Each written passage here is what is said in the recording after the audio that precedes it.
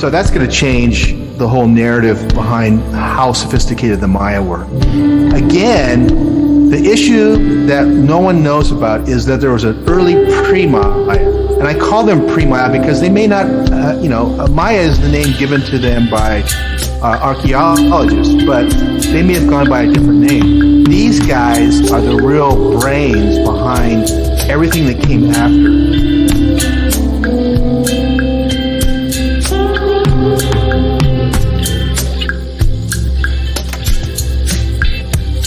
The Maya had over 50,000 active pyramids actually functioning. From Guatemala to northern Mexico, there's 5,000 that are still active.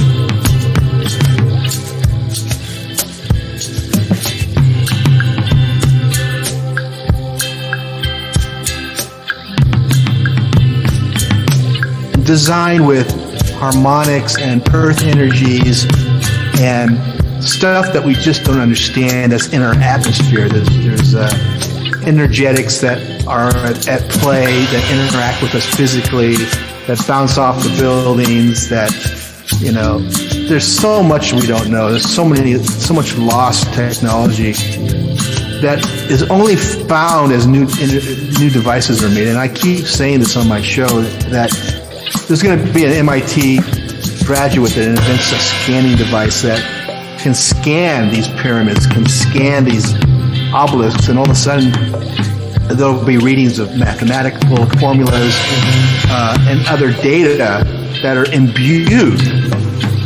So when we hear the mythology of speaking to an obelisk or the oracles of the building or whatever, there's some truth to that, the oracle.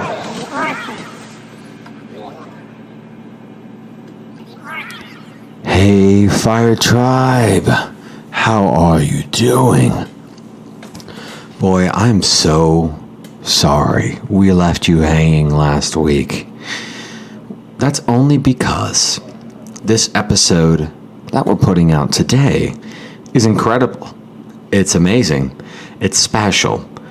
And it encapsulates so much of the topics we've been getting into this past couple months with the pyramid energy of ancient Egypt.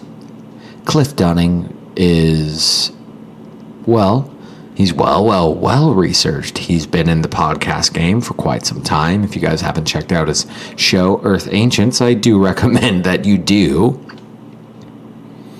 He does tours in Egypt, and he does tours down in South America and in Mexico. He knows a lot. He's talked to a lot of great guests. It was actually quite an honor for Dan and I to have this conversation with Cliff. We'd been looking forward to it for quite some time. And it's also special because Dan and I are actually in a San Francisco hotel room together doing our first interview together in person instead of doing it on the computer over the internet. So it's a great energy. It's a classic, automatic classic RFTA. And there's a lot of juice in here, everybody. There's a lot of juice. So strap in, get ready. We don't have any RFTA news today. We're just going to get straight to the meat, straight to the bones. And before we do that, well, of course, we got some good old house cleaning. Are you on the Telegram group chat? You're not? Oh, wait, you are. That's amazing. Thank you so much. I love you. Oh, you're not? Well, do that. Go over to Telegram. Join the group chat and see what is going on. During this crazy time that we're experiencing, celestially speaking, with all these planets in retrograde and all these rotational movements happening energetically, it's a great time to band together to experience everything all at once with people that are like-minded about the same interests and topics that you are. And Telegram's how we do that. I just shared a book on there that's a PDF version book that I can just send. You can just upload PDFs. 1,000-page PDF. You can upload it. You can upload a 20-minute audio clip. You can upload so much great stuff. and it's a great platform. Dan and I are both on there, and we love to hear from you guys. If you want to support Dan and I, well, we have a Patreon where you can do that for $3 a month, where we put out bonus content. And we have, oh goodness, I don't know, 40 plus hours at least on the Patreon. So for $3, you can go get all of that access, go and download them all, you know, and get to going. We're all about the gnosis here. We're all about community. I really appreciate you guys. So make sure to share this episode with anybody that you think would find this interesting. This is all about the pyramids. We're going all over the world, connecting dots, pulling threads. And one more thing before we get into the interview. If you've ever been interested in clairvoyance work, past life readings, energy healing, energy readings, some of the depth of understanding more about our energetic psyches and what is really going on beneath the surface, I want to direct you to a great friend of ours who I've been going to and getting this work done for years now. Her name is SOBIAH. At Vision Switch is her company name. And she's giving any of the Fire Tribe listeners that are interested in her services a great discount. If you go to her website and tell her that you are a part of the podcast community, then you will get a discount on any of these workings. Now, some people say, hey, I don't need a past life reading. I don't believe in none of that mumbo jumbo. I was right there with you. I was in that boat. I was that guy. But I've had these workings done for years now, and I can tell you there is something to the energetic realm and world. And once you have somebody who has been in the clairvoyancy profession really start to deal with your energy and to look at you and do your work, it's amazing. You will have a great experience. So go on over and check SOBIAH at visionswitch.space and you'll get a great discount. And then be sure to let us know how you enjoyed that, because I enjoy every session I get. She's a great friend and an amazing clairvoyant worker. So, with no further ado, enjoy today's episode with Cliff Dunning.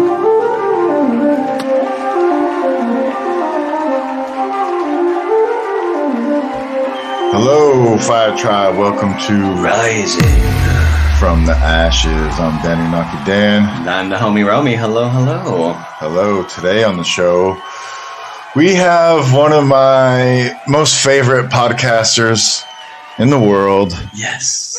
Yeah. Cliff motherfucking Dunning. I saw that. I saw that. And I thought, okay, should I be pissed off at the MF next to my name? No. Or is this a sweet kind of a intro?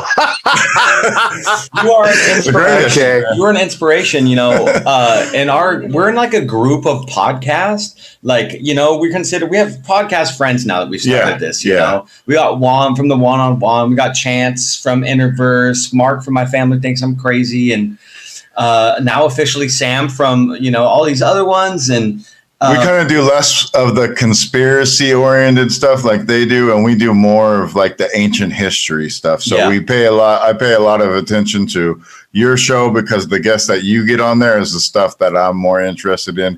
I'm more interested in the ancient history that we don't know, the hidden history, alternative history, whatever. And so, you know, we've been doing theme months, and our last few months have been like Atlantis, ancient America, esoteric America, Norse mythology. Now we're getting into Egypt and Sumeria. And so Yeah, we wanted to get you on sooner for like Maya and talk about South America and stuff because we talked a lot about ancient Americas and Columbian America. Yeah. Pre-Columbus America. Yeah. So we wanted to get you on to talk about Maya and your kind of, research into the Maya because you've been to Mexico a few times and you've been going there and you're supposed to be putting out a book soon about the Maya, correct? The Maya controversy. Yeah, I have been delayed. I just published a book on cannabis, and then I have a 2-book deal with Simon & Schuster. The other book that I stopped is the Black Knight Satellite.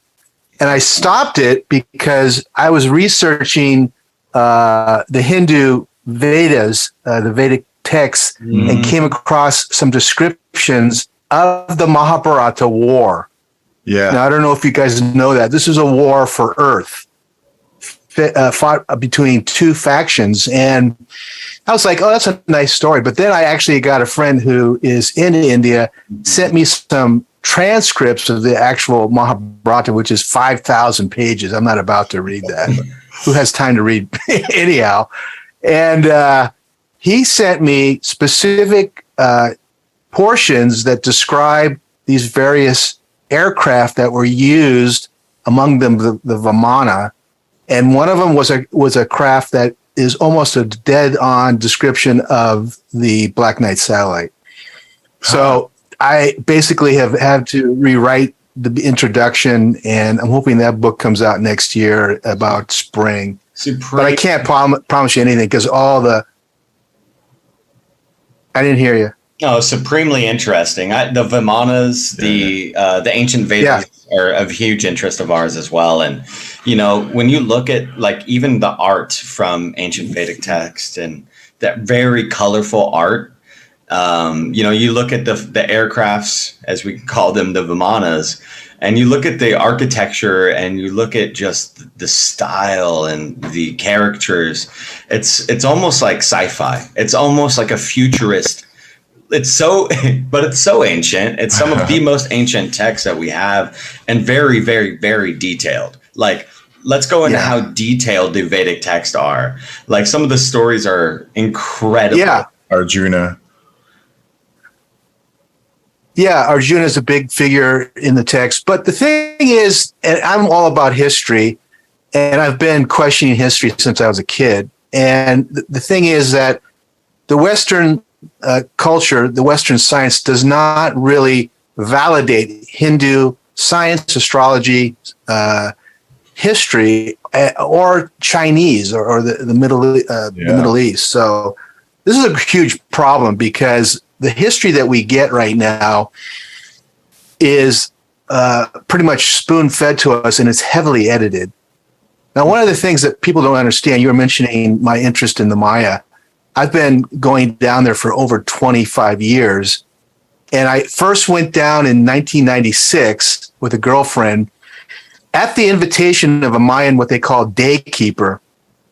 And I had invited him up for a conference. I was a conference producer for about 15 years in the Bay Area and New York. The show was called Whole Life Expo. And I put together a Native American panel discussion with well-known, at that time, Native Americans. And I thought, you know what, I'd really like to get a shaman or an elder from Mayan culture. And this guy named Humbat's Men popped up because he spoke pretty good English. He had written a number of books. So I invited him up to do this conference. And after the conference, he said, come down, let me show you my world, because everything's like weird. So he showed me what his world was and told me over a period of many years that the story that is told about the Maya is incorrect. It's a long shot. And for the most part, and this is what you want to hear. Want to hear something really funny. The anthropologists, the archaeologists who study Mayan history do not talk to the people. There's over 6 million Mayanists or Maya people that live in Mexico and Central America. They have never once spoken to them. It's like, what the hell? So our history is skewed when it comes to Mesoamerican cultures, specifically the Maya, as well as the Chinese, as well as the Indian cultures, because we just refuse to. Yeah, it's really weird. While we refuse to actually hear from the people that are still alive that represent these cultures. So, and anyhow, that's a little tangent. Sorry about that. We love your tangents, Cliff. We love your tangents. But referencing these old codexes that were basically put on by the conquistadors, right? The Westerners that came over and originally founded, or not founded. That's a terrible word for that. But had basically documented all of their observations and their recordings and their travels, all of the conquistadorian travels, which is super fascinating to me. But also those codexes are like, it's like, how much can you trust the conquistador codexes? They have to be at least, on the European favorable side. I'm sure there's so much to be dissected that is truth, but history's right, or winners write the history, right? And I think the conquistadorian European Spanish travelers, quote unquote, in their opinion at least, won that. And it's well, if you want to hear something really mind blower, my mentor was a Mayan elder named Carlos Barreros. And by the way, if you want to read a really good, well-written book, it's called The Book of Destiny, Unlocking the Secrets to the Ancient Mayas and the Prophecy of 2012. That is a killer book, not only for the information, but what he told me many times was the codices that we have are transcribed from technical manuals. So when Diego de Landa, the priest who came with the conquistadors in the 1500s, came and tried to convert the Maya, and when they refused to be converted, he gathered hundreds of codices, hundreds of technical manuals, tons of idols, and burned them just south of Mérida, the capital of Yucatan, in a monstrous bonfire. And these elders were crying. I mean, they had destroyed a history of these people. And not only that, how to operate the observatories, how to measure the seasons and things like that. So they basically destroyed a manual for life. So, but if you get the Book of Destiny, you'll be blown away on multiple levels on information based on history of the people that we just don't know. Yeah, for sure. A lot of the stuff that we talk about on the show too is kind of diffusionism and Atlantis being somewhere in the Atlantic, and society splitting to I guess Africa and South and North America. What is your opinion on that? The Maya refer to their ancestors as coming from two places, Mu and Atlan. Oh, so Lemuria and Atlantis, right? Yeah. Now, one of the big questions that most Mayanists have, and on my show, every year I have four major archaeologists: Dr. Richard Hansen, who's excavating El Mirador in Guatemala. One of our regulars is Dr. Edwin Bernard, who actually did a hell of a lot of work with Palenque and a number of other ruins in Guatemala. All these guys are, digging for straws because they are. The whole Mayanist focus is really weird. We're all looking at the classic period, right?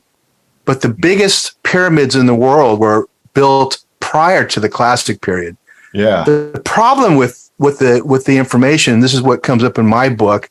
And by the way, I try to dial it down with my bitterness towards archaeological community.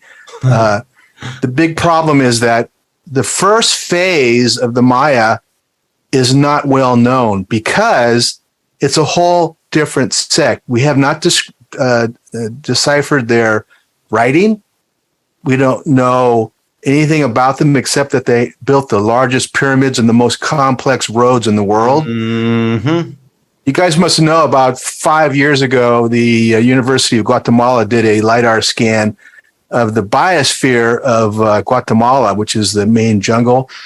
And this LiDAR technology unveiled 60,000 unknown pyramids, ruins, temples. Yes. Which Hansen told me in an interview would take 2.5 years to correctly survey.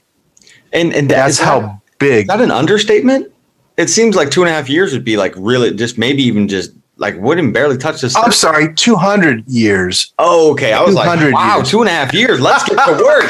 No, thank you for saying that, man. I was like, wait a minute. It wasn't correct. No, it would take 200 plus years because we're not talking about a building. We're talking about city after city after city. So it's a megalopolis in line. Now, let me ask you this. Now that we're on the mezzo, I know we're in our we're going to be putting this episode out in our Egypt month. We'll get into Egypt though. But the thing is I think, you know, they're more similar in less way or in more ways than they're different, you know, when you really start to dig at the real roots of it all. But since we are specifically talking about this continent, I want to ask you your opinion on these deposits of liquid mercury found under the Pyramid of the Sun or the Quetzalcoatl Pyramid, because in China, in a burial pyramid in ancient China, is liquid mercury found under that pyramid as well. And so, you know, and Temple of Osiris. Oh, okay. Osirian in Egypt. So we have all these mercurial deposits underneath the pyramids and the chambers, and sometimes running through the walls. That's a story also. Because there's all these pathways that connect all these pyramids together. You know, there's a lot of stories as to what the use of the pyramids are, or the mercury is. But I'm very curious on what your take on the mercury is. So last October, my tour group and I were invited to join Dr. Gonzalez at the Pyramid of the Serpent at Teotihuacan.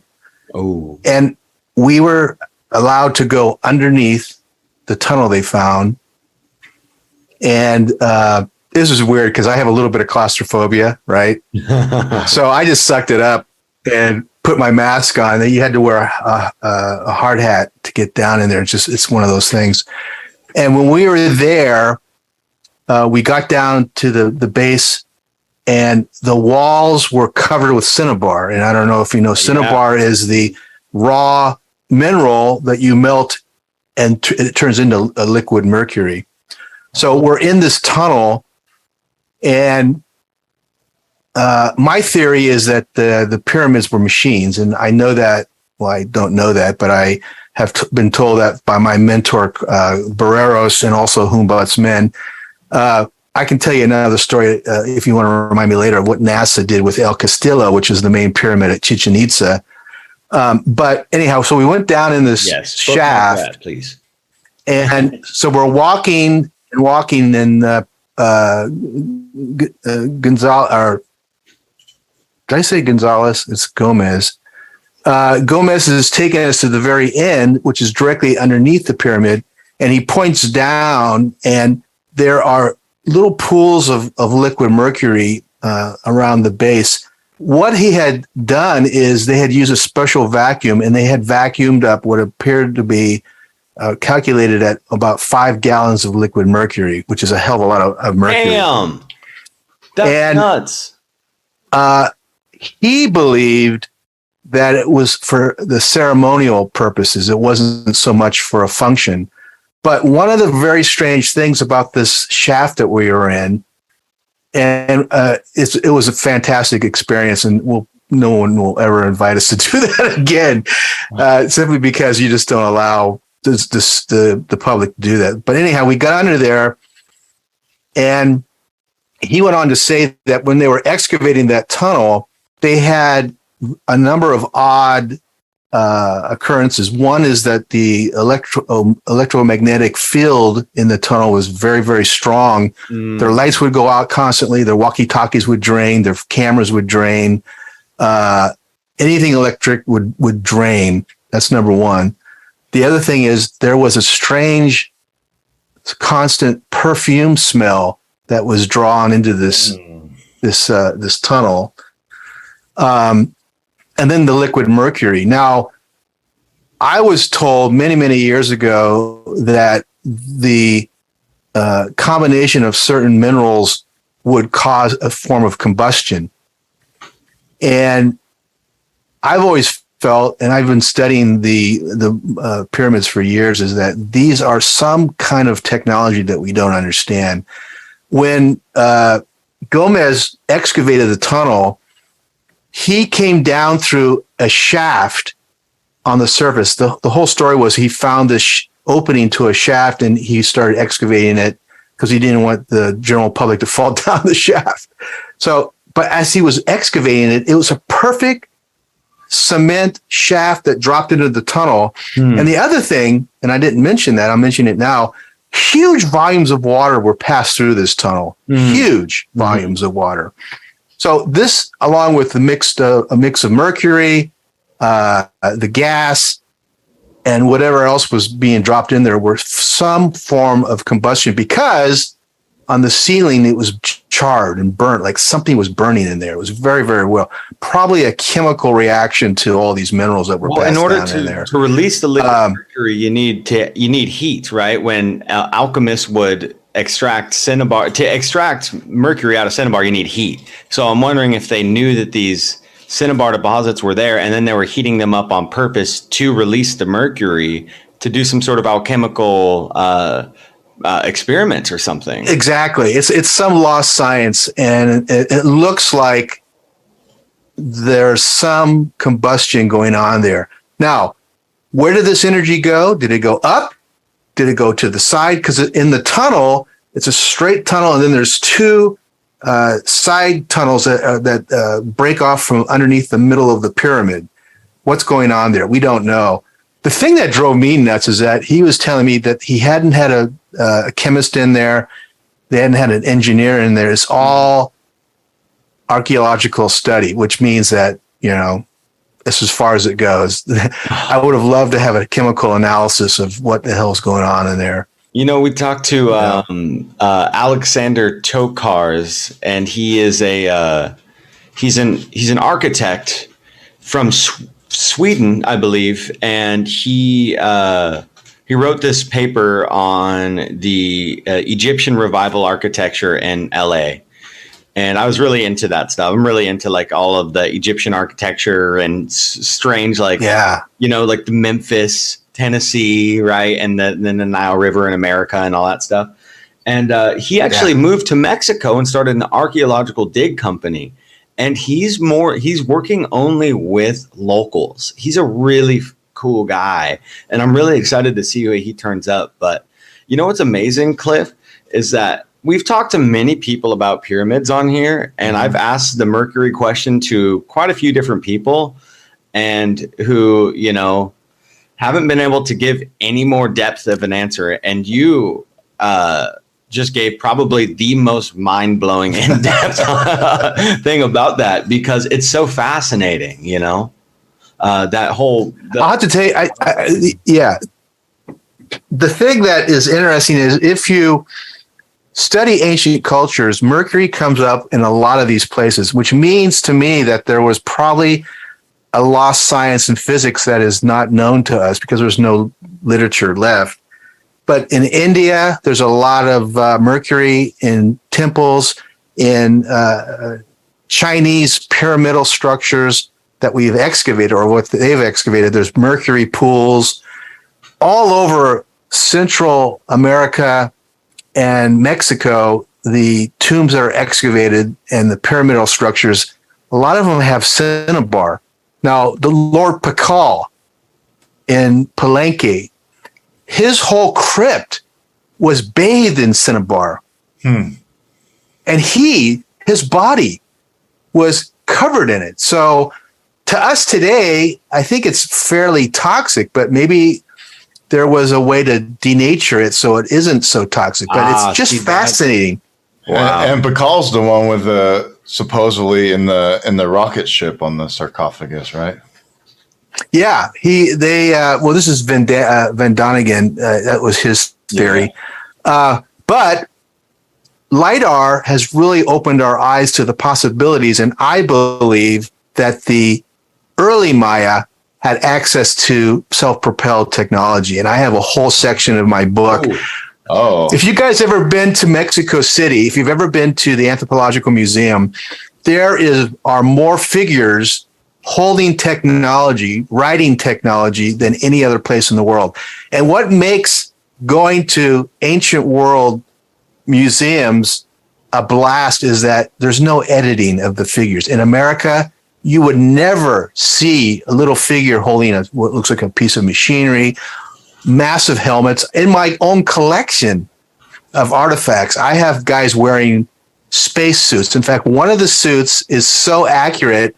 I had an astronaut, Ken Johnson, who was part of the Apollo mission, analyze the suit based on a whole bunch of photographs. And he says, this looks like one of our Apollo suits, dead on. So I was like, Jesus Christ, what the hell is this on? The Sumerians get all the ancient astronaut love, and the ancient astronaut theory stems from the Anunnaki and the Sumerians. But man, it really does seem to.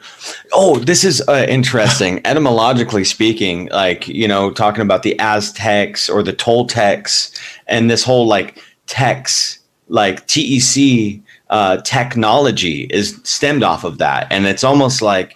We're paying a little bit of homage to our ancient ancestors that have had access to this heightened technology when we use the word technology to the Aztecs and the Toltecs and that culture in that region. And it's funny too because there's Quetzalcoatl, the feathered serpent. Sometimes is cross-correlated to the god Hermes, who is also associated with Mercury. Yeah, so that's an interesting crossover between cultures. And I'm wondering, first of all, I want to ask you, how was your reaction to being in this claustrophobic tunnel with liquid mercury being around and having the fumes? Did you have a reaction at all? I had to suck it up because I don't know. Have you guys been to Egypt yet? Have you been to any of the temples there? 2023, hopefully. Okay, you guys should do our tour in 2023. Where you can't miss the price. We just Teotihuacan. When is it? Well, you haven't scheduled that, I don't think. That's we're working with Ed Bernard, Dr. Bernard, to do our Mexico tour in the fall of next year. In the fall. Okay. But if you can swing it, you should do Egypt because we do the red pyramid that no one gets to see. We do the bent pyramid, and we get to go into the core. So we go down this maintenance shaft into the interior, and when you're in there, there's such a powerful vibe. It's like you can't believe it. It's like you're plugged into a battery. So that thing is sitting on a ley line. I was going to say one thing too with the mercury, like when you're speaking of battery, right? What you have to have the mercurial waters in some old alchemical texts, philosophical texts, if you will. The term mercurial waters comes up a lot. And when you have a battery solution, you need to have a electrolytic solution. And, if these are powerful machines, well, underneath would be where you would have the chambers of mercurial water running through, right? You would have a positive terminal, a negative terminal somewhere. And then you would have the chambers of the juice in order to keep the charge going, because apparently electricity cannot move through just pure water. The water needs to be charged with some sort of electrolytic solution. And it's just fascinating. We want to go on your tours. Honestly, we want to do Mexico with you and Egypt, and we probably will. So it's super cool that you do that, and we're just really grateful to talk to you, man. You're blowing minds already. 20 minutes in, this is awesome. I wanted to talk to you about some of the pyramids that are in like Yucatan and in Central America, because I've heard that some of them are some of the biggest pyramids in the world, but they don't really get talked about a lot. Can you talk about the different types of pyramids in Central America? And Sure. So the biggest, other than Teotihuacan, which is not attributed to the Maya, the biggest pyramids are in Guatemala at a site that Dr. Richard Hansen has been excavating called El Mirador. And they started excavating them about 20 years ago, a little bit less. And at the time, they attributed them to the classic Maya, but as they began digging down, they discovered some of the most sophisticated hydraulic systems in the world. And these are underground wells that collected water and then distributed them to outlining villages or small cities, passed them through where they were pushed in and aided by weight and distribution. And they had like waterfalls in the central part of the city.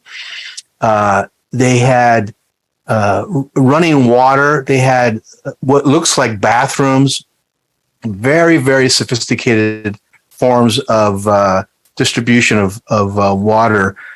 And again, as Hansen began excavating these large pyramids, he was blown away at the sheer size. And we don't talk about this at all. No one talks about it because it's so new. The sheer size of the stones that make up these pyramids, some of them weigh several tons. A few of them are like in the 20-ton range, wow. Which no one really thinks of the Maya as great stonework. We do.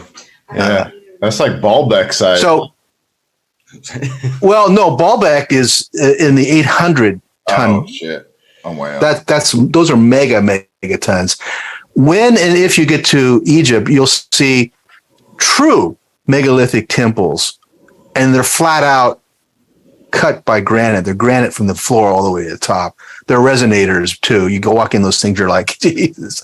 Oh. But anyhow, in Mexico, El Mirador appears to be one of the largest complexes in the world, in the Americas, and without a doubt, this new discovery that was made a few years ago, just north of El Mirador in this biosphere, they're going to uncover, and they've already confirmed that there's a couple of pyramids complexes that are bigger than El Mirador. So that's going to change the whole narrative behind how sophisticated the Maya were. Again, the issue that no one knows about is that there was an early pre-Maya. And I call them pre-Maya because they may not, Maya is the name given to them by archaeologists, but they may have gone by a different name. These guys are the real brains behind everything that came after. And what the current narrative is that they came around, 5,000 plus years ago as hunters and gatherers. Well, that's not a true statement. What really probably happened is that they were around tens of thousands of years early. If you follow the work of Mario Buildrep, he's a scientist and a mathematician who has now recalculated many of the old pyramids and sacred sites and temples around the world. He claims, and this is brand new information, he claims the Maya, these early Maya, originated 270,000 years ago. Oh. And I'll say that again, 270,000 years ago. And it's amazing because I've been going down there for so many years, and I just knew intuitively that the dates were way off. Unfortunately, the scientific community today uses what they consider a time-tested aging science known as carbon-14 dating. The only problem with that is that carbon-14 is only good up to 50,000 years, and then it's just no good at all, right? When you go down to the Yucatan Peninsula, and you go to some of the outlying cities on the golf course, it's known as the Puuk Trail. You go to Uxmal, Labna, and Sail, and the other cities. Half of those cities are buried. You only see bits and pieces of them. Well, there were huge volumes of water that we now know covered the Yucatan Peninsula for many thousands of years. And about 2 years ago, a geological survey done by the Mexican community discovered that tsunamis were so huge, 5,000 or 6,000 years ago, they literally came inland, all the way into the middle, 50 or to 100 miles. Can you imagine the height of a tsunami that would break landfill and pass over? And the other thing is, the buildings not only were underwater, they were collapsed. And when I say that, if you look at the early excavations of Chichen Itza, Uxmal, Sail, Coba, all the peninsula, they all look like they are compressed. Something very heavy in this water is the answer. Crushed these buildings. So what does that say? Well, is that the Great Flood of 9,500 years ago? We don't know. Dryas. Yeah. Younger Dryas. I'm thinking it was. Meteor impact. Yep, I'm thinking it was. You won't get most Mayans to even go there because they're very comfortable with the 3,000-year-old people. They're, anything older than 3,000-year-old, they'll walk out the door on you. So, what does El Mirador mean in English? The big one. The big one. The big hill. Oh, the big hill. Is that where the biggest pyramid is? Yeah, in Guatemala. That's where Richard Hansen is excavating. Okay. And if you do a search for El Mirador, look at the very first excavations they found. Say that again. Did you freeze? I said, find the some illustrations of El Mirador when they first found it, and look at the actual civic area that they started excavating. You'll see all these waterworks that are just mind blowing. Mm-hmm. Beautiful sculptures. This was named later. It was named by archaeologists later. They don't know the original name of the city. Okay. They haven't excavated enough of this older civilization, this pre-Maya, to understand exactly, their language or what they were up to, what their purpose was, but they were around for thousands and thousands of years. What's your feelings and opinions on geological takes of the tectonic plates and the mainstream narrative of how they've been moved and their influence on how we use archaeology now? Because I took some small geology courses in college, and super fascinated me when I started digging into the tectonic plates, and it starts to show you if they work the way they say that they work, then massive shifts and changes can happen almost immediately. Yeah, I studied Charles Hapgood, tectonic plates, the continental shifts. And at first I thought it was pretty far-fetched for a whole continent to move. But now that I've read Mario Bildrap's theory and his paper, Orientation of the Pyramids, and their I think the second part is their correlation with the Ice Age, it seems very, very feasible mathematically that this is a huge possibility. Now, what he does, he takes like well-known ruins like Baalbek, the Great Pyramid of Giza, the Teotihuacan, and he measures their alignment. Most of these big buildings are designed on the cardinal points, north, south, east, west. And if you take the front of the pyramid and you draw a straight line, it's supposed to connect with the North Pole. It's just how they built all their buildings, energetically, most likely. Mm-hmm. Feng shui. What he found is that, feng shui is another way to look at it. It's all about energetics. And this is what's so amazing.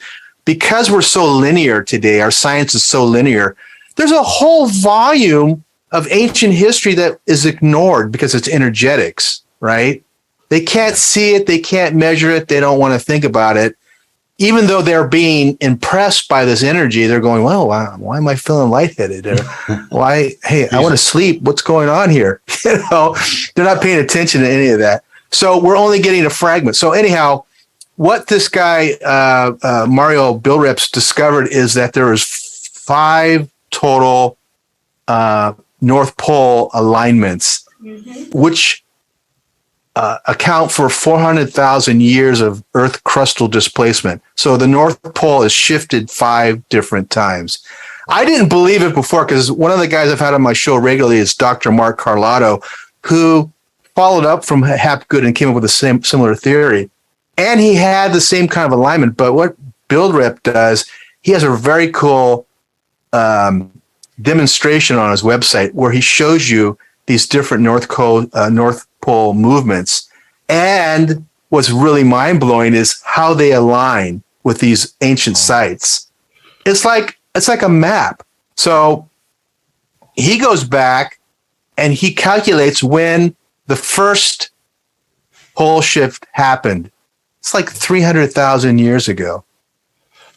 Oh. And what's a mind blower? A lot of these ruins were built during that time period. So it's like, is it 3,000 years old? Is it 5,000 years old? Is it 9,500, years old, Ice Age? No, it's 270,000 years old. We just had Scott. Scott,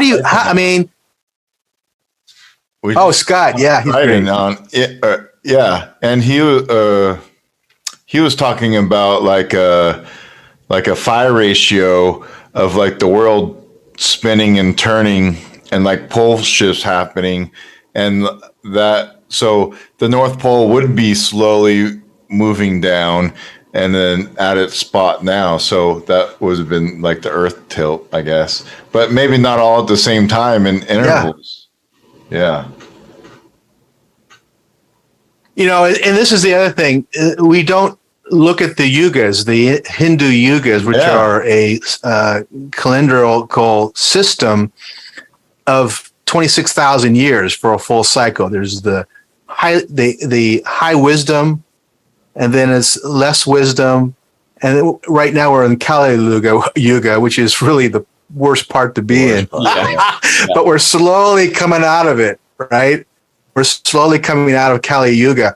But the thing that is amazing is if you start using these ancient calendars, they actually line up with some of the Ice Age predictions and some of the things like these continental shifts. They all kind of make sense. The Mayans have a similar type of thing too, don't they? They have a number of calendars. Yeah, they have a. Yeah, don't they have a moon calendar that's kind of like the Kali Yuga though? Also, it's 200 plus years based on an orbit, the moon's orbit. Yeah. But one of the other things about the Maya that people don't understand is this goes. You can see this in their Dresden Codex, which is in Spain. A lot of the studies of the nearby planets are so accurate. They only could have been done by somebody in a ship coming close to the gravity of the planet and also observing how the planet works and moves and passes through our cosmos. You can't just stand there. This is what archaeologists want us to believe. Archaeoastronomers is looking naked eye in the sky and saying, okay, I can tell what's going on with that planet. How in the hell can you do that? The only way you can do it, and the only way it's available, is to actually be close to the planet in a craft of some kind. there's a term that NASA propulsion rocket experts have, and I can't think of it right now, but it's the study of gravity to a rocket ship. As a rocket ship comes closer, they can tell what's going on with the gravity, how to prepare to land on a planet. And this is apparently what the Maya had. We don't hear about that because it's not well understood. But these codices that we have I think there's 4 of them now, and some papers, are really, really amazingly accurate. Too much so that it's not just naked eye observation.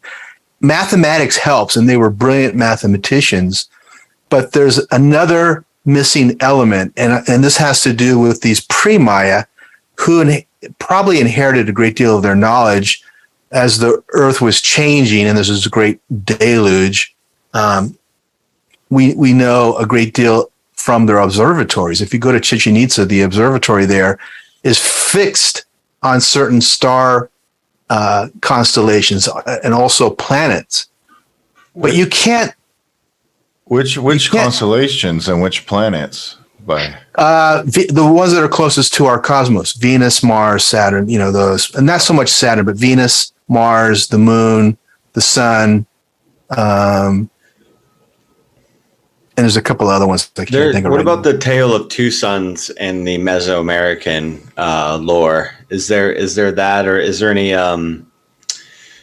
switching or shifting of the suns in the tales of the South American stories? Like you mean shifting in terms of something happens and the Earth is moved out of the way, or there's so many tales. I don't. We talked a little bit with Scott Crichton about this. You know, there's like Egypt. There's the two Sphinx, right? Or like a tale of the Sphinx shifting and facing the sun and facing another way. And then there's other things like the Lightning Bolt Project, where it's, you know, electric universe theory, but it's also stems off of Velikovsky's like Saturnian cosmology. And there are some stories that, you know, there potentially was a major cosmological change and shift, that the sun itself changed and the earth may have been you know, under the solar rays, if you will, from Saturn, and it being almost like the spectrum of light itself was different. And so like you have a lizard cage and you put like that special light bulb in the lizard cage, you know, and it's something along those lines. But there's many people have talked about it over the years. And so I was wondering your take on it, or if there's any folklore stories of the switching of the suns. I haven't heard anything about that. That's interesting. I'm not familiar with the Mayan story or mythology of two suns. But I am familiar with the changing of the tilted, or the axis of the Earth, tens of thousands of years, actually millions of years ago.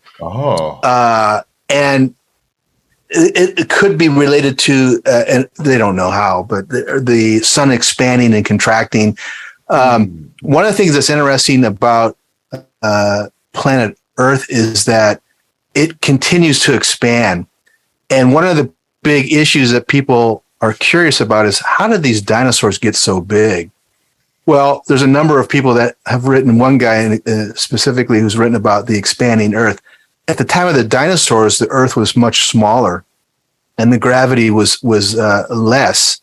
And so not only were the dinosaurs huge, whatever hominins, human beings that were on the planet, were probably good size too.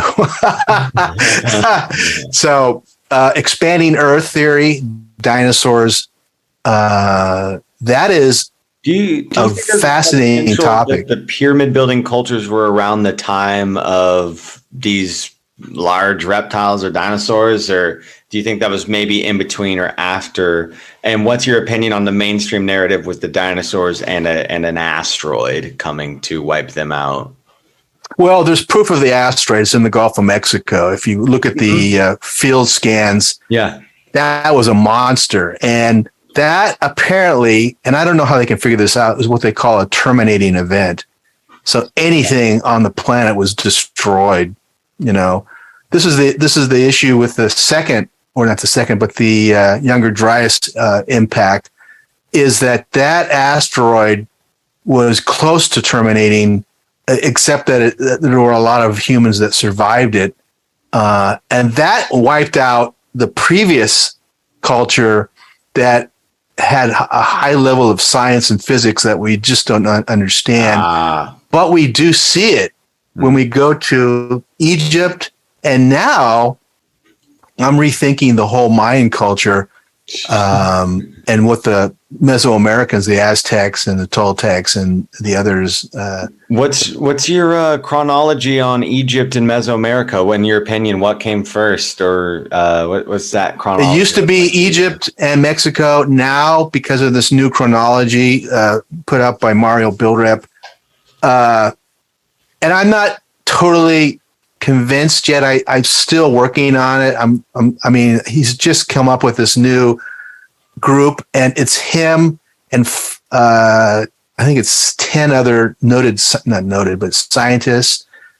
This is going to change our whole understanding. It's going to take probably decades for anyone to accept it. People have to die off before they accept it. Yeah. But now I think the Maya may have been the earlier people.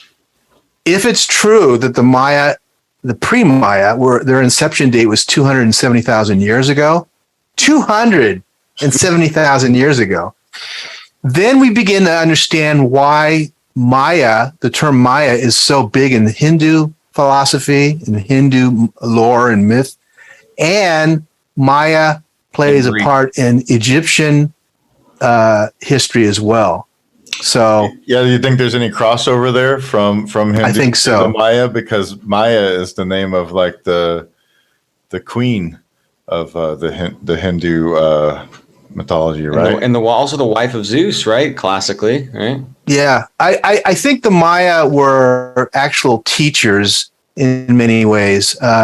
You had Freddie Silva on, and Freddie's big on the Maya, really big on the Maya, and I think that some of the elders that he's spoken to believe that the Maya were teachers, kind of universal teachers.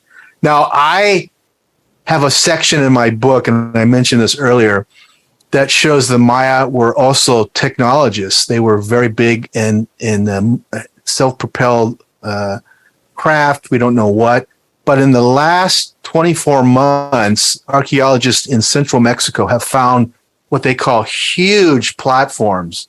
And these are perfectly flat, 1.5 mile long, what looks like runways. They're not platforms for people. They're equal to what we would use today as a small runway for aircraft.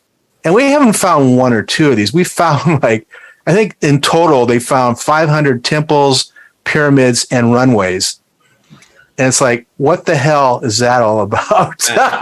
I'm starting to think that that this pre-Mayan culture was the Atlanteans, maybe, because you have all the stories coming from ancient Egypt, the stories of Atlantis coming from ancient Egypt.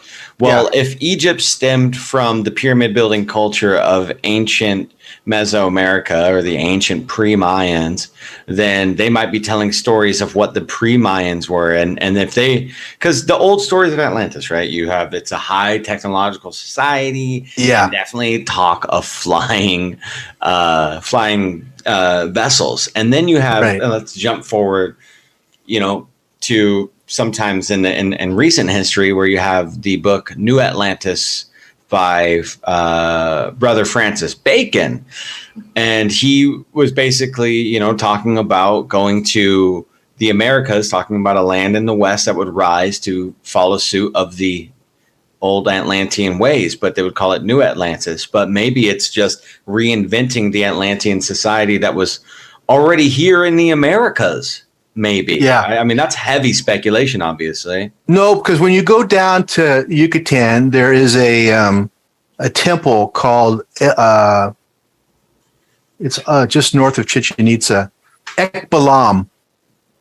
And it's the only temple with a relief that honors what appears to be high council and priests.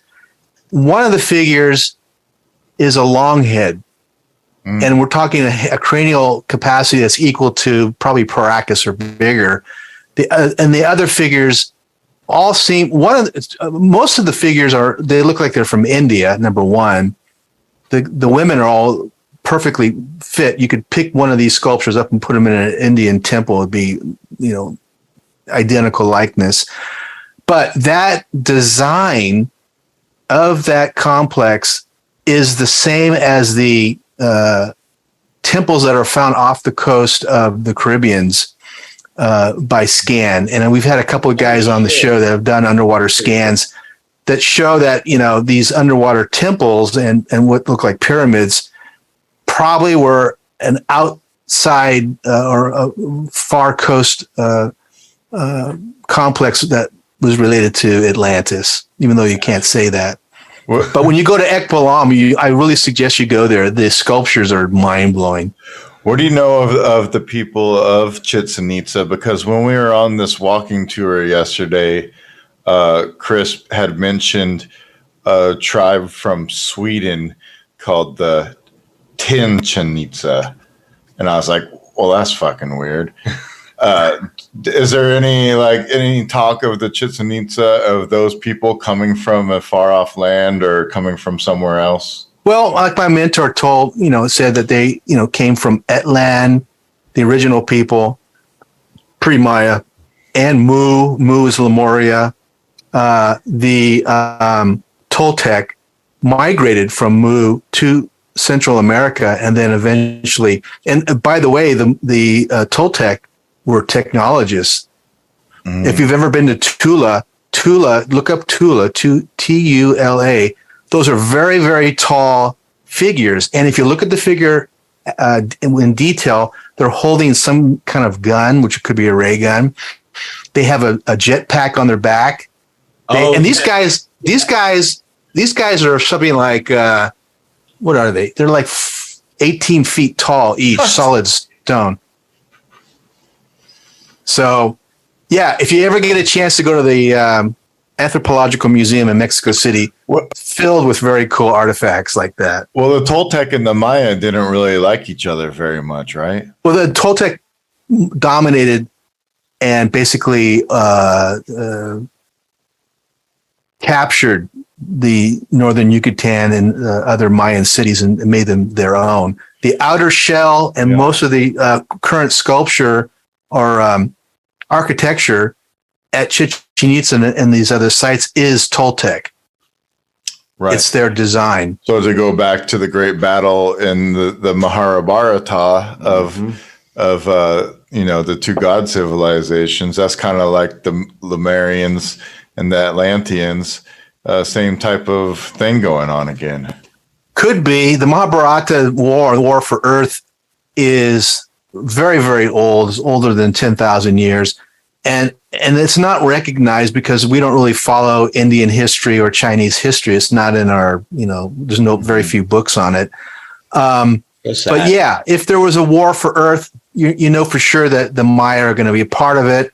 And I have to wonder if you study some of these figurines in the museums that are wearing technology, was it battle ready technology? Was it for fighting in a war or something like that? There's definitely figures that are fully outfitted with zero atmosphere clothing.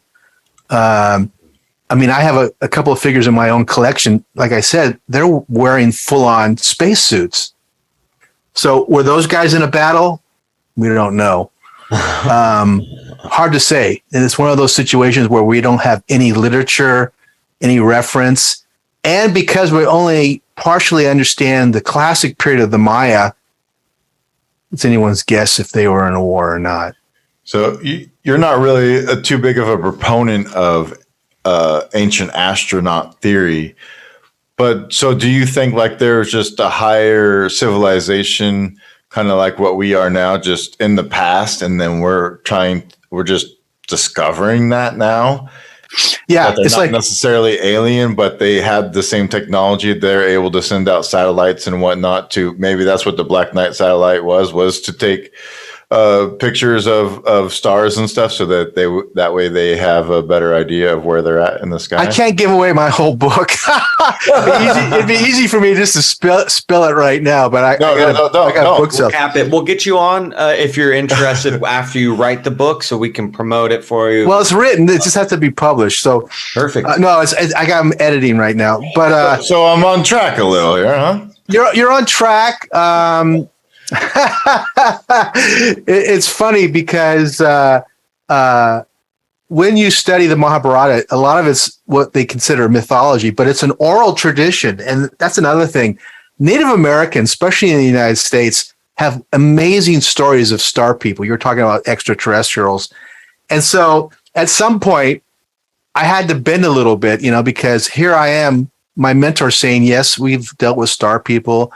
And also, I've had people on the show. I had one woman who went down and chronicled the interactions between aliens and Maya. And, one of the most recent interviews was somebody down in, I think it was in Honduras, who basically is still having communications and sightings of UFOs. And these UFOs are basically telling them we've been here for thousands of years. So how do you gauge that? It's all hearsay.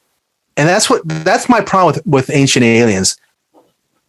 Whatever they can explain on ancient aliens, it's like the aliens were here to help us. Yeah. The aliens. And they're completely forgetting. And the only reason I can say this is that I've been down and seeing the miracles of the Mayan technology up close and personal. And also Egypt. The only reason I can say that they're at the time of these places being created, the level of sophistication is so far beyond us. And we're talking about unknown science and physics and technology, that all we can do is go, wow. And then when Van Daniken goes, well, this was all created by aliens, it's like, no, dude, come on. There were people, there were civilizations that were highly, highly developed. And remember, as Edgar Cayce says, Atlantis was in 3 phases, and each phase was there was like 10 to 25,000 years. Imagine technology evolving from day one and having 1,000 years to grow. Just think about us, the United States, from 1900 and then kind of move forward to 3,000. What are we going to look like in another 1,000 years? Yeah. We're going to be amazing. It's going to be amazing. Be half robot. Yeah, we could be Borg-like, where we have implants and, we look like Elon Musk. Yeah. So anyhow, my issue with the ancient aliens is not that I don't believe that star people have been here. The natives tell us that they're here. We can talk in another time about the whole UFOs being changed to UAPs, unidentified aerial phenomena, because that's a whole can of worms right there. But when you guys get to Egypt and you see megalithic temples, you'll probably think and go, how in the hell did they do this? Because we're talking, strips of granite that are 50 tons each being lifted 80 feet in the ground to the ceiling, creating a roof, and it's like. Do you think that they're creating something different in the pyramids of Egypt compared to like the pyramids in Mexico? Because they physically look different. There's step pyramids in Mexico, and then there's, flat-sided pyramids in Egypt. Do you think that has anything to do with what they're trying to create alchemically or mechanically? What type of whatever? Or do you have an idea? That's might have been trying to create. So in the Book of Destiny, written by he's basically a shaman, Carlos Barreros. He said that at its peak, the Maya had over 50,000 active pyramids actually functioning. And before he died of COVID in 2022. Wait, 2020, yeah. July of 2020 was devastating. He said that currently from Guatemala to northern Mexico, there's 5,000 that are still active. 5,000 pyramids. Okay. When he says active, what is that? What do you mean by active? So what happens with these pyramids, and this has been studied by NASA. I just did another show and I mentioned this, that NASA 10 years ago was at Chichen Itza studying El Castillo, the main pyramid. They basically tented around, they put up a big fabric wall so no one could see what they were doing, but they were basically scanning the structure to see what was going on, and they discovered a whole bunch of stuff. So Mayan pyramids, the ones that are working, have the components that we talked about. They have water channeled either naturally, like El Castillo sits on a cenote. It also has running water under it. It was built over that. So the water is happening. The interior is filled with granite or crystalline stones of some kind that have quartz crystal in them. That's number 2. And they're sitting on top of ley lines, which are earth-based energy fields. So somebody had the understanding of where to find these places, and they built the city completely based on that finding. So you got the ley line. It's telluric energy. It comes up. It is captured in the middle of this pyramid. It's amplified with the crystalline rock. It's enhanced also by the water. And there's probably 1 or 2 other elements that we don't know about that mixed together create this energy field that passes up and through and into the atmosphere. There's a number of photographs that have been taken of Teotihuacan, El Castillo, 5 major pyramids at Tikal, and I think a couple of other places they've taken photographs just routinely, not to capture anything, and seen energy fields coming out of the top of these things. I think they were either manipulating the atmosphere or causing specific types of resonance for the human physiology. And also, if the power was at a certain frequency, you can start powering craft, self-propelled craft. There's a big theory right now that Tesla's Wardenclyffe Tower is based on Mayan pyramid technology. If you study the Wardenclyffe Tower in New York, Tesla was so far ahead of himself. This is why they shut him down. His whole field was to actively pass energy into the atmosphere with these towers so that he could propel aircraft, land craft, and underwater craft without combustion engines. Wow. You know what's funny is you were saying earlier, when you go to these heavily charged, electromagnetic charged places, like the devices will drain in battery, and our modern technology will drain in battery. But it sounds like if you have a specific type of older technology, you'd be able to use it as opposed to it draining, almost like we're, like purposefully using the opposite type of technology to interact with the Earth's electromagnetic field. That's a good point too. I mean, our paradigm is based on really, really powerful and damaging, radiation. What is the G5 radiation is I'm trying to think what kind of what the energy is, but the Europeans are deadly afraid of G5 technology because it basically fries birds. They get knocked out of the sky. Animals just freak out. Microwaves. So it's based on microwaves, and microwaves are somewhat dangerous. Now, the bent pyramid in Egypt is thought to be a microwave emitter.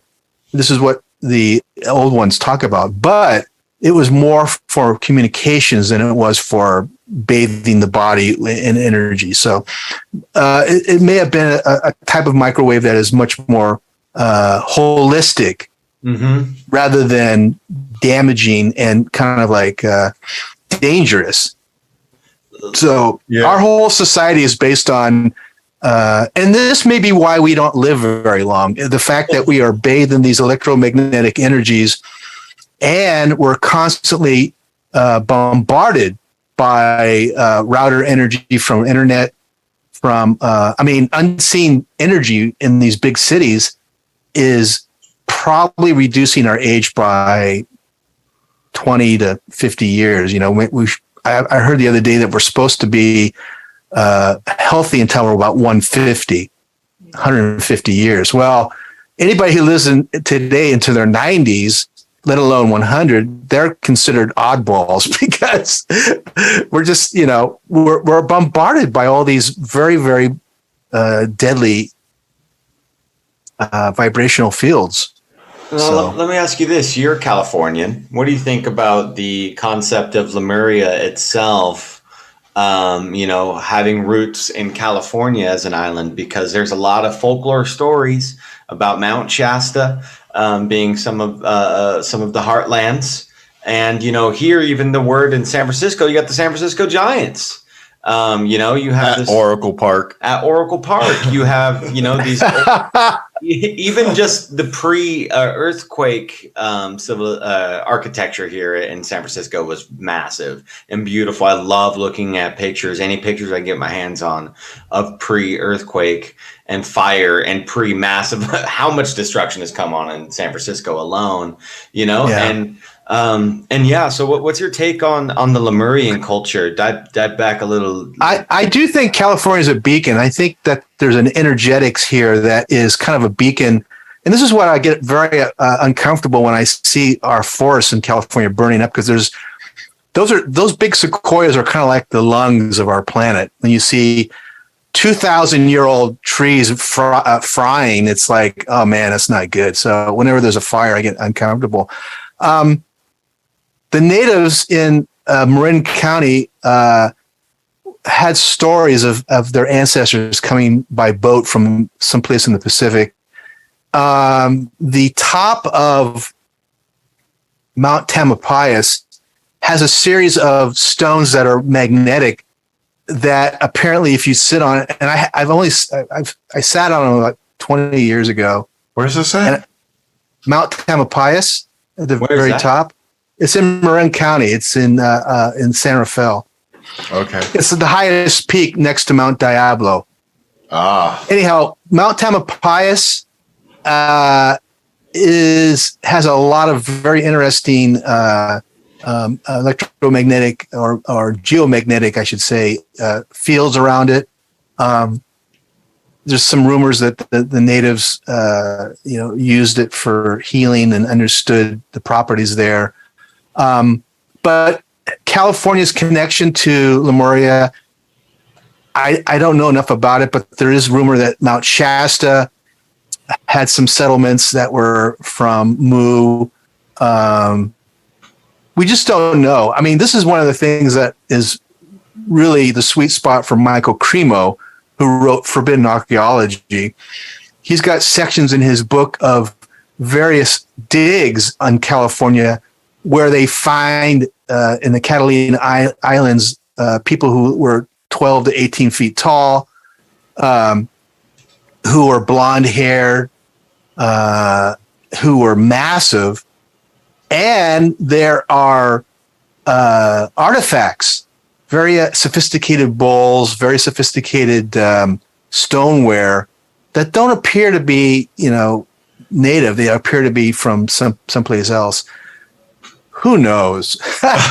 Who knows? I mean, I was comfortable until Mario Bilrep's new philosophy of crustal displacement. I was comfortable with Mu's population migrating to Mexico and North America 28,000 years ago. Yeah. That's fairly well known. In fact, if you study Susan Martinez, Dr. Martinez's book on the ancient races, she talks about the migration. Close friend of mine, the Zuni elder who just passed away, Clifford Mahudi, there's a long oral tradition of Mu people leaving 28,000 years ago. So That made me sad. that's about as much on Californian history that I know about. That's a lot, man. You know, that's more than your average Californian will be able to say about the lands, you know.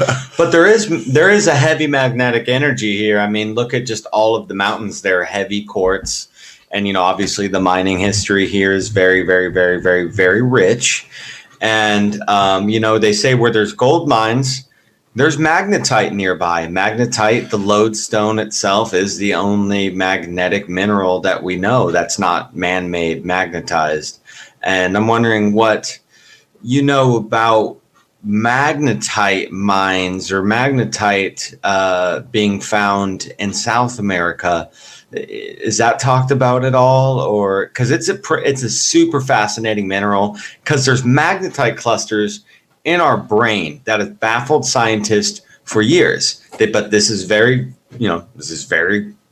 real. It's old. You know, we found that we have magnetite clusters. They're small in our brain, and it makes me think that we need to go and live in magnetized areas in order to live to our full human optimization. And something else that's new is that new magnetite clusters are founding to be formed in the brain, but non-organic. Like, it's an addition to the magnetite we're already born with. So it's like, you know, it could be from just like having heavy metal in your diet, and it's maybe making more magnetite cluster in your brain. That's a whole other side rail. But I am curious if, you know, because we have the Cinnabar and the liquid mercury, you know, being formed. I'm wondering about the magnetite, and if they were able to mine the magnetite and use it, then I feel like our ancient ancestors would. I'll tell you, it's funny you're talking about that. I don't know about magnetic rock, but I do know that the technology from Atlantis, it seems to be coming back. I had a guest on, Gail Lynn, who's an engineer, used to be with Ford. She was an automotive engineer who had an epiphany to build a machine, a healing machine for human beings. And after several years, she actually found a production company that could build this. She calls it the harmonic egg. Oh, yeah. And I was like, well, that sounds weird. And so I actually had a chance to go and sit in one. She's in Castro Valley. They produced, Gail and her team in Colorado produced 100 of these things. And it's based on sacred geometry. So it's not a clean egg shape, smooth. It's angular and geometric. So it's based on sacred geometry, sound and light frequency, and motion. And she's had people go into this thing and have massive detox, maximum detox, as well as all kinds of healing.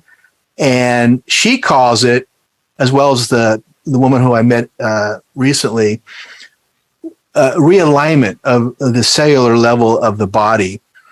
And so I went and had a demo, and I'm going to have two more after that. Nice. And I was no good for a day. I mean, wow. I sat in the thing for an hour, but it basically leaches the crap out of your system, mm-hmm.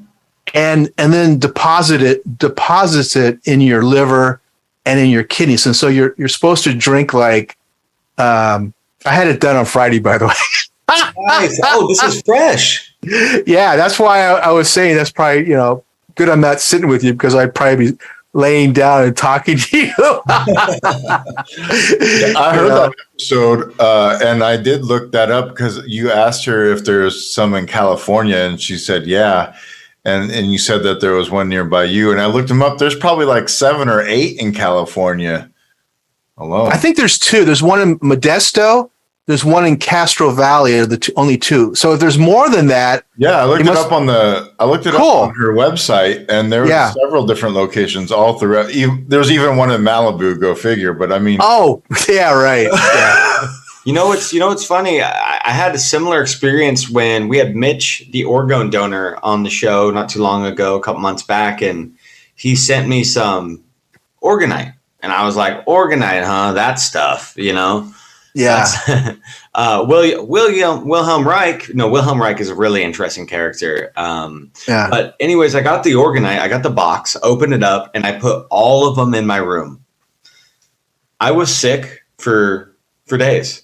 Wow. I called him and I was like, is this normal? Like, is it pulling toxins out of my body? And, the science that Wilhelm Reich was doing with orgonite is that it aligns cell structures in the atmosphere as well. And so, if it happens within your body, in these different types of technologies that we're basically rediscovering this ancient technology, it's fascinating. And we need to do what we can in order to promote this stuff so people can have detoxing and intuitive downloads of like, I don't know what you believe about the Akashic record or the collective or the uncollective consciousness. But, I've had some of the most profound ideas that have helped me through my deep research when I just sit there with myself trying to breathe and trying to align with myself. And then this little voice in my head says, look up magnets.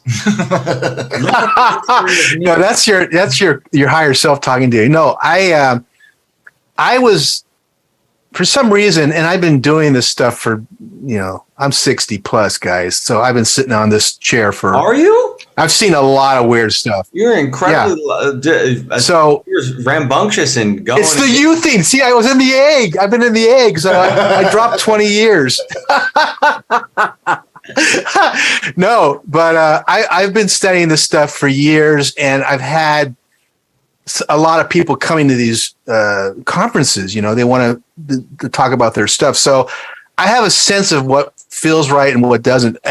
This egg, I just cut to the chase and say, well, where can I get a treatment? And so she gave me Gail Lynn, the inventor, gave me a number, and I met Sylvia in Castro Valley and just had a treatment. Like I said, I was no good Friday. Yesterday, I was still not great. Today, I'm coming off it. But when she says it realigns you on a cellular level, I believe it, but is it your brain just screwing with you? Is it just weirdness happening because you're just not feeling great because you've been burnt out? Whatever. Your little yada yada brain comes up when you have these experiences. I think she's got something, and that's why I'm going again next Friday, and the Friday after that I have a 3-part interview. But I think you're right. I think these technologies are coming back to serve, to help us, because what we got right now in allopathic medicine is dead. It's the worst. And when I say that, when you go to your traditional HMO, your doctor, they don't look at you from a holistic, full body perspective.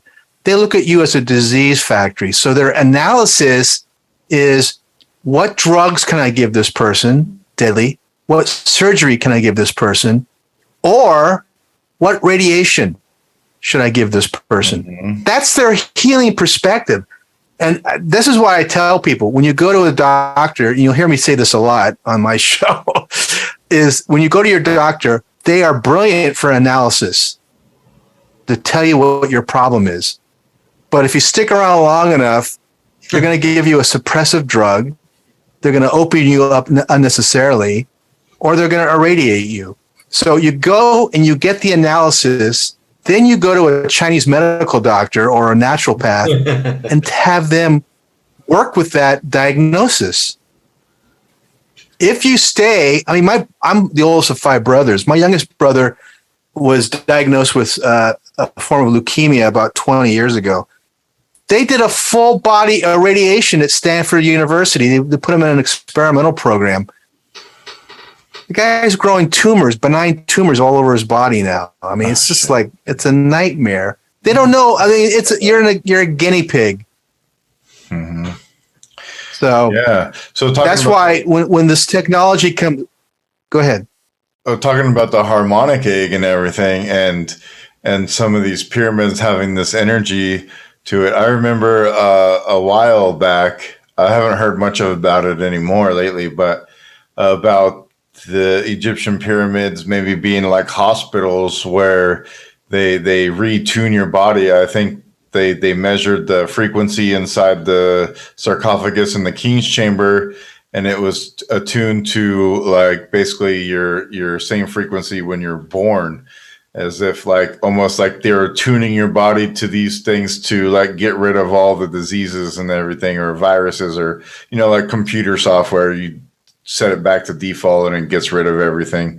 It almost seems like they're doing that type of thing, and it seems like this technology is coming out again, but they're not really talking about it as like being hospitals or something. And then each pyramid, the different shape and different use of whatever magnetite or mercury or whatever has different properties for healing these different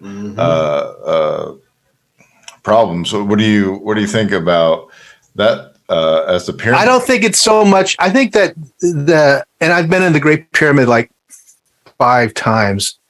When you get in there, and that's, by the way, you guys, if you decide to come with us, we have 2 hours of just us, our group, in the Great Pyramid. No general public, no guards, nothing. You can go into the subterranean chamber down below the pyramid, King's Chamber or Queen's Chamber. So, hey, Cliff, on the DL, how do we get some weed in there, though? Weed? Cannabis. I mean, added to the trip? Yeah. No, I was just saying, because you talk You can about... have a little. You can have a little bit. Look, dude, I wrote a book on cannabis. I know you did. That's why I'm asking, yeah. So the thing is, when your frequency, you're resonating at a certain frequency. When you drink, when you take psilocybin or you take a psychotropic plant medicine, it changes your frequency, right? So as much as I love cannabis, when you go to these temples, you want to be clean. Oh. Because you're going in there, and a lot of these temples, like when we go to the Hathor Temple in Dendera, that thing's still turned on. And if you come in there and you're a little buzzed, not only are you going to be half tuned, it's not going to be the full spectrum. I have people that come home after a tour with us, and not only they don't have spontaneous healing, but they've had a life experience, a shift.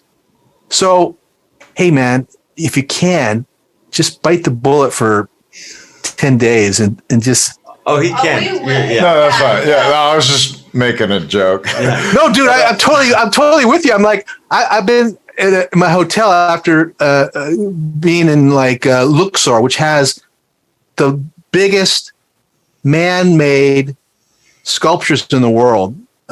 Luxor, and I'm like, when we know it's a healing temple, so I'm like, man, can I just have...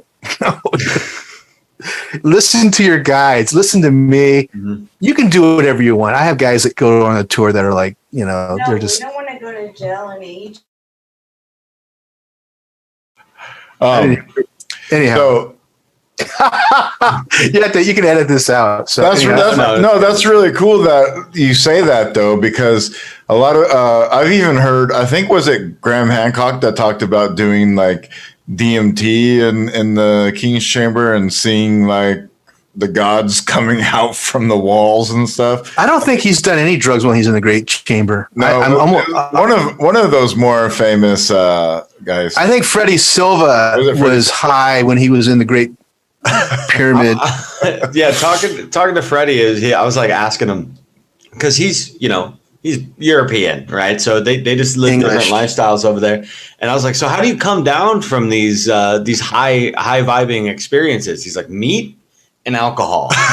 Like, those are the 2 things that will ground you out automatically. He's like, if you're up here floating in the air, just get yourself a glass of whiskey and a steak and call it a day, and you'll be back on Earth.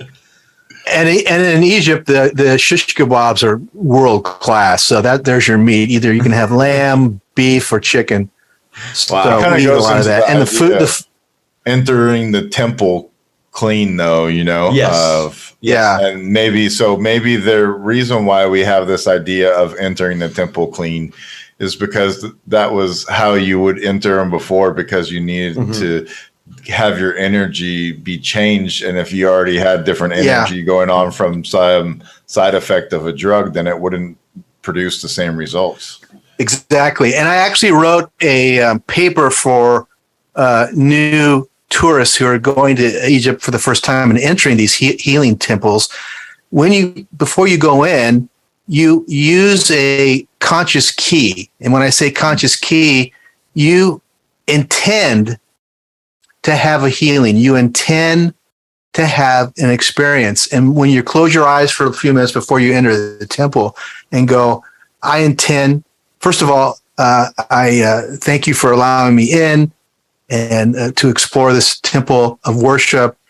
And my intention is to get a healing, get insight, whatever your intention is. And when you do that, most of the people that I've been on tour with have an experience, maybe not necessarily there, but a few hours later, definitely in their sleep and after that, because you're opening, you've accessed the key, because these temples are built for human physiology. Yeah, they really are. Yeah. I mean, I bring a compass with me every time, and a lot of the places on the temple, the compass is all over the place. So there's energy coming up. So when you smoke cannabis, which is a wonderful, wonderful drug, it's a wonderful plant medicine, I would say have a little bit. Less is more. So if you're into concentrates or dabs, forget it, because you're just blanking your brains. I think that's a common thing too, and I'd love to go, I don't know how deep your history is on cannabis and, its origins, and that is really fascinating, because I think the earth provides you what you need in the locations that you're at. For instance, maca root, pumps extra oxygen into your blood, and that grows in an area that's so high altitude that you have less oxygen in your blood. And so if you eat the maca root at that high elevation, it's going to allow you to stay at that high elevation for longer. And looking at how our indigenous ancestors and relatives, our ancient relatives, were using these plants, they seem to have rituals with them that were very time, date specific and very intentional specific. And I think once we start to, embellish those stories a little bit more, we can understand when and where, why, and how to use them. And then that even makes it more special, because you can plan your life around these events. We should go back to planning our lives around, the cosmological and celestial events, because when I the very basic Gregorian calendar, new modern moon calendar, when I got a lunar calendar, I just started booking, podcasts around those dates of when the full moon is, the quarter moons and everything. And you know what? Those are the best fucking shows sometimes. And it's wow, we need to go back to establishing a celestial calendar and everybody's celestial knowledge. Yeah, no, I like that.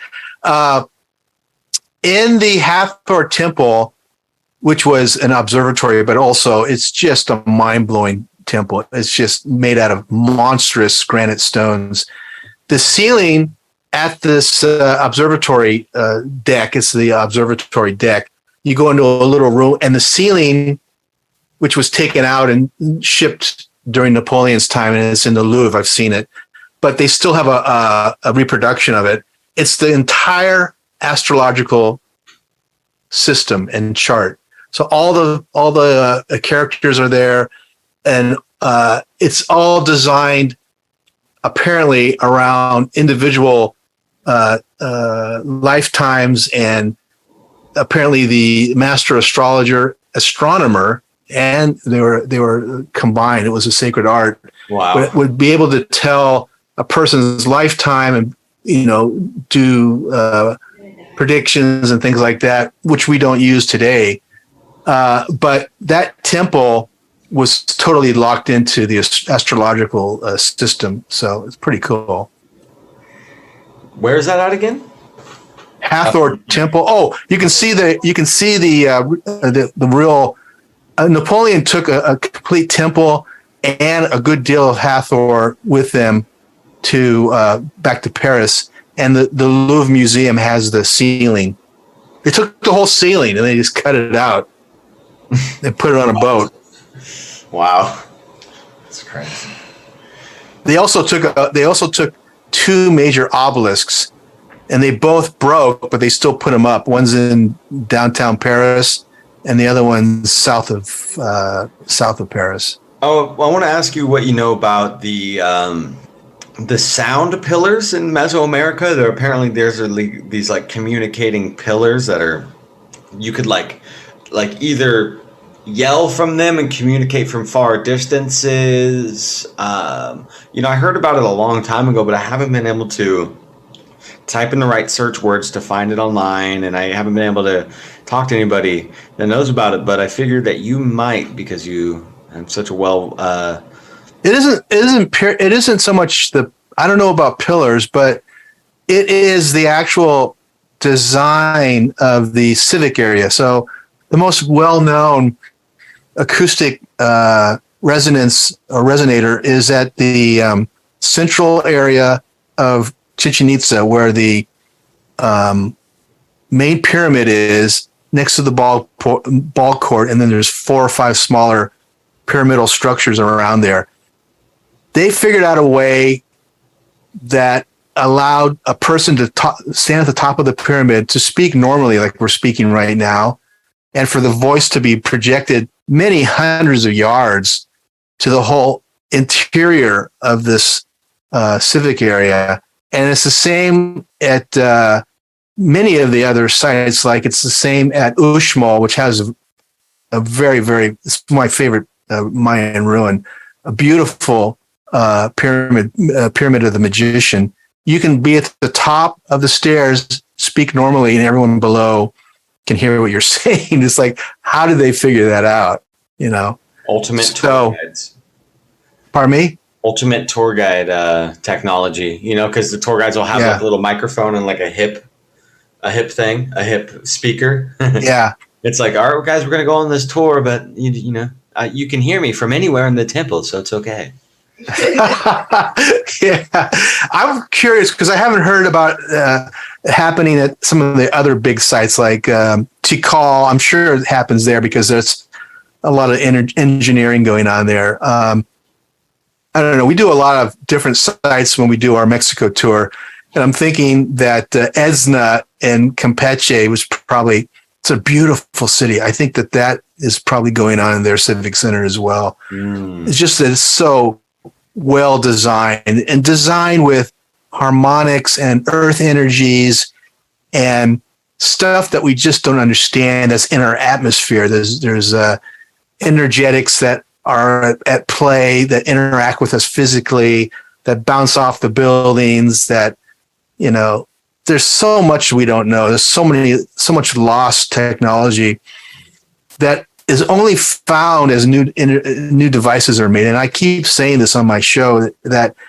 there's going to be an MIT graduate that invents a scanning device that can scan these pyramids, can scan these obelisks, and all of a sudden there'll be readings of mathematical formulas and other data that are imbued. So when we hear the mythology of speaking to an obelisk or the oracles of the building or whatever, there's some truth to that. There's a hidden technology that I believe is imbued in the carved granite of these temples, in these obelisks. There is even because, so it's like, okay, so if the motherland was the Maya motherland, right? Maya, Mary, Mama, mother, all that goodness. Atlantis, maybe, hopefully, and then you have Egypt, which is, using the same type of sacred geometry from that.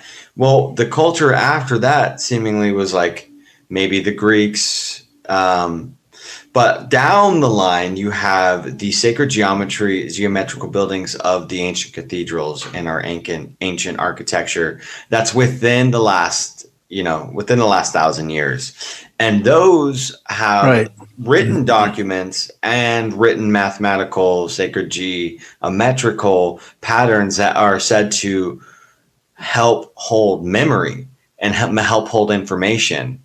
And we had Peter Shampoo on. Peter Shampoo has written some cool books. He wrote the Gaia Matrix book back in '99.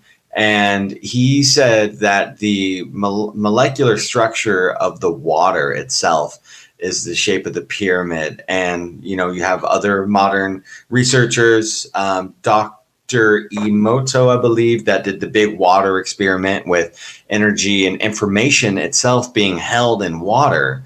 And so, you think about these beautiful, lavish architectural feats that we're able to go see in like Prague and Europe and these cathedrals, and they're said to hold memory. Like the building itself can hold memory, and when you come through the door, you're able to tap back into the memory in these libraries of information. Yeah.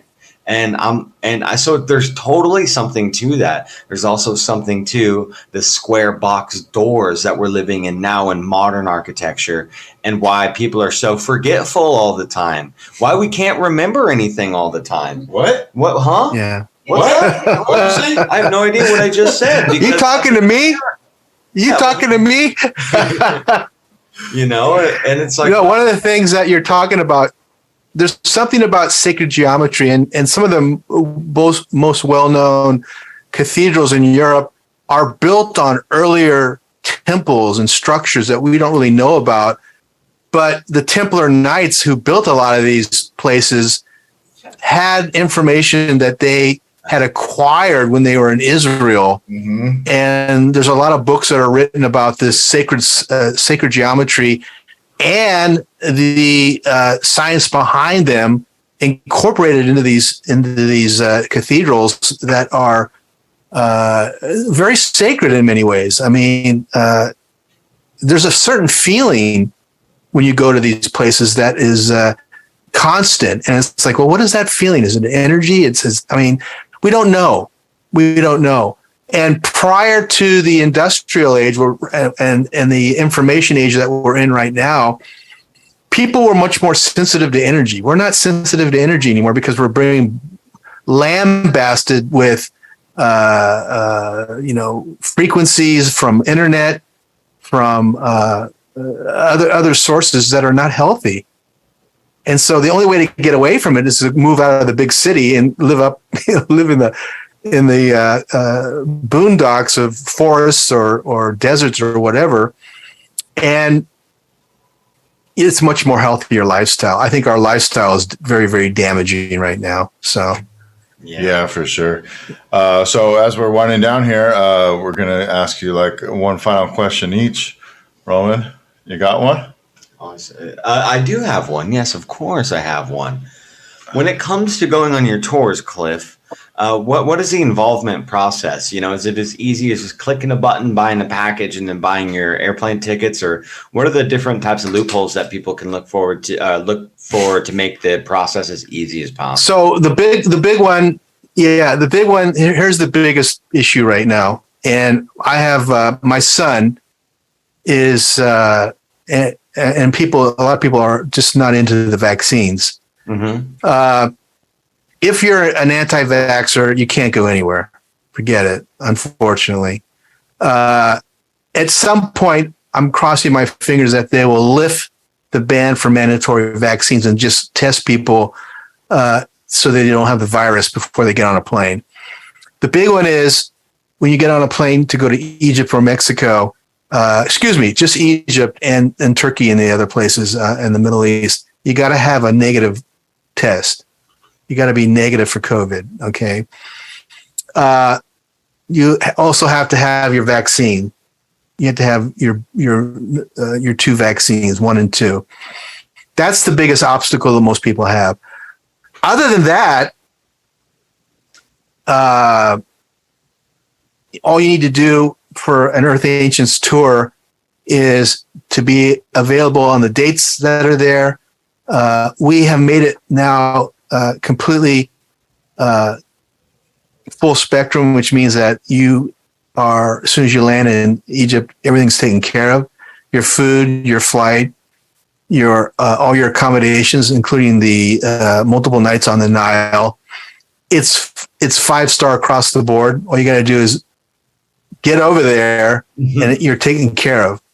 Nice. So I hope that answers your question. Yeah, definitely. I haven't done a tour outside of the country, but I've been looking into it for years. And before the pandemic happened, I was going to do my world travels like end of 2019. I was getting ready to go to Australia and then start, going to do some work there and then travel. And then 2019 was such a great year that I was so excited for 2020. Everybody was saying perfect vision. And I was like, sweet, love it, and then couldn't go anywhere. And so I'm ready for travels now. And so I'm looking forward to whatever I can do to get out of the country to experience more of the sacred sites. Yeah. We have a really good price. Our price, and I can say this without hesitation, we have the best tour price of all. We're 40% of what the normal fee is to go to Egypt.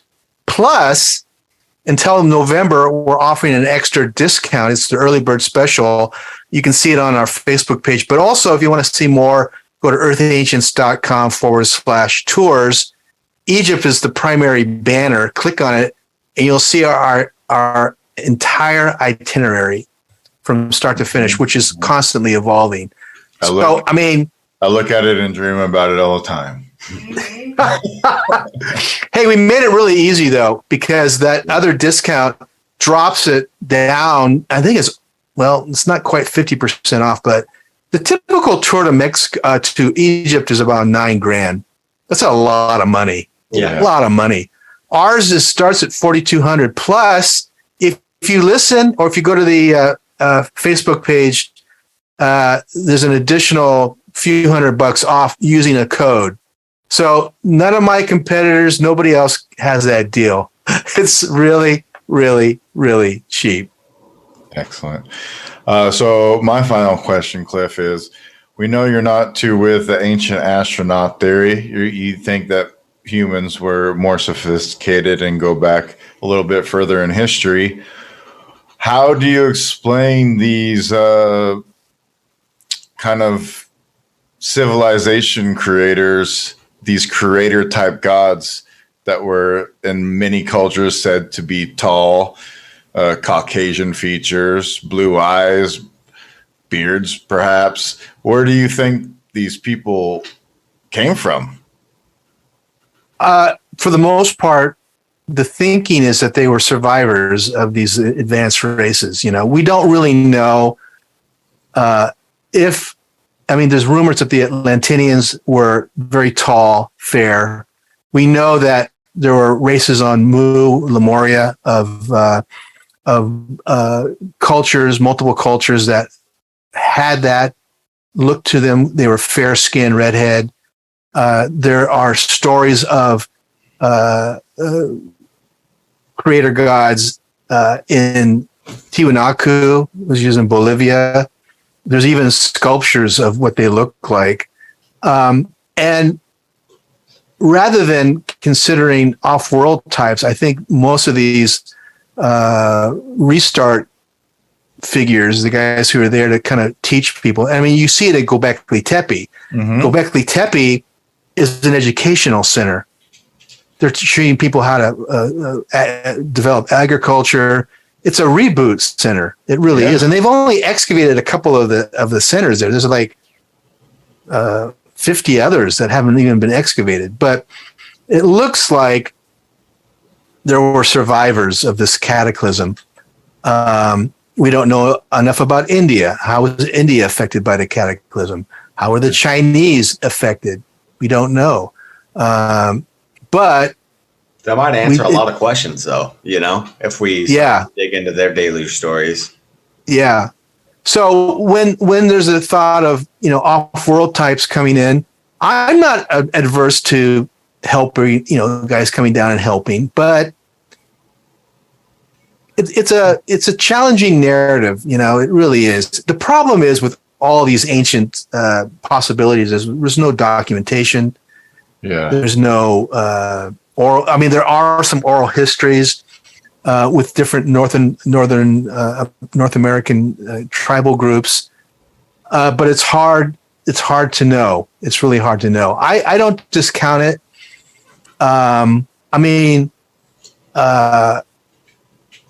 It's story. It's really story. I'm more about praising and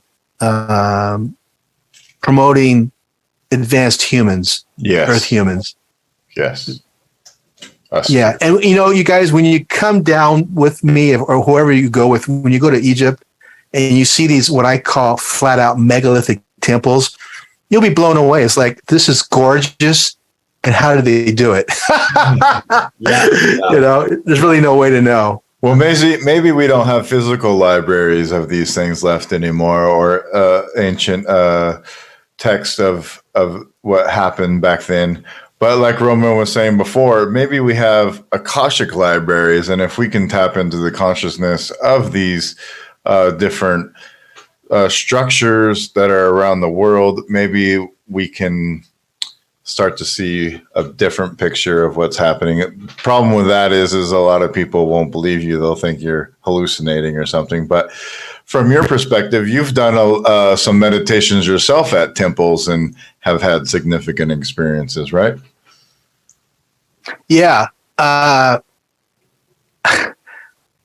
first time I went to, I'm trying to think of the Egyptian temple. It was the Karnak temple.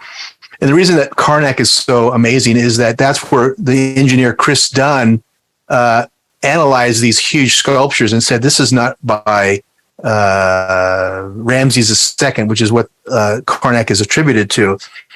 They're much, much, much, much more sophisticated.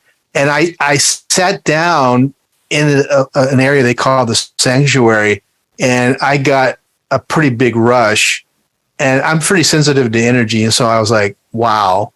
And the rest of the evening, because we went at dusk, I was like just charged. It was amazing.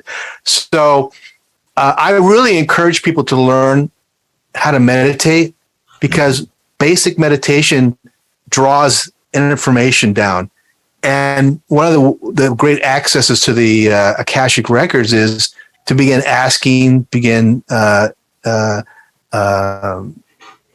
intuition or intending to receive data. And you get it in bits and pieces, and this is where what they call the muse comes in. If you're a creative person, you're a writer, you're a painter, you're a musician. When you access these higher realms, there's someone who kind of overlooks you and says, okay, this is what you want to do this lifetime. Let me help you. And you get little subtle downloads or inspiration. And it can be in anything. You don't have to be an artist. You can be an engineer. You can be somebody who is looking for a creative edge or solutions to a problem. Accessing these etheric realms in a meditative state is what meditation is all about. This is why it's timeless. Yeah. And the other thing that people may or may not know is when you meditate, you actually link the left and right hemisphere of your brain. And when you sync this unified brain, it actually stimulates hormonal release, stimulates healing. And I think that one of the reasons that the ancients were big on using meditation was it also keeps you young, keeps your mind vital. That download and just the way the body works. In fact, they should really teach kids how to meditate because it's such a benefit. When I started meditating, I learned how to do transcendental meditation when I was 18. And I just did it because I was an old soul and I needed to figure out I had a miserable childhood. But when I started meditating, things started cleaning up and I just felt better and life was more palatable, Not that I was going to end my life, but I was just miserable as a kid. So anyhow, that's my 2 cents on that. Beautiful, Excellent. beautiful. Well, thank you, Cliff, for joining us today. We appreciate it. Hey, it's been a pleasure talking with you guys. And look forward to talking with you again. Yes, yeah. And tell the people where they can find you at Earth Ancients Podcast, and what else you got going on. Yeah, Earth Ancients. You can go look at Earth Ancients. It's wherever you get your podcast feed. You can pick up Earth Ancients. Go to our website, earthancients.com. We have, I think I started in 2014. We have, I think, something like 500 or 600 podcasts. And check out the tours. If you've never been to one of these exotic or ancient places, we go to Mexico and Europe every year. And then next fall, we're going to go to Turkey for the first time. We're going to go to the Hypogeum in Malta. Oh. We're also going to go to a couple of other places in Turkey. And we're spending 12 days in the Middle East, the first time ever. Wow. Hypogeum. That's a dream. I'd love to do that. Yeah. I'd love to go to Turkey. All right. Well, thank you, Cliff. Stick around for a minute after we end show. We want to ask you a couple things. But Fire Tribe, if you're not down with that, wake up.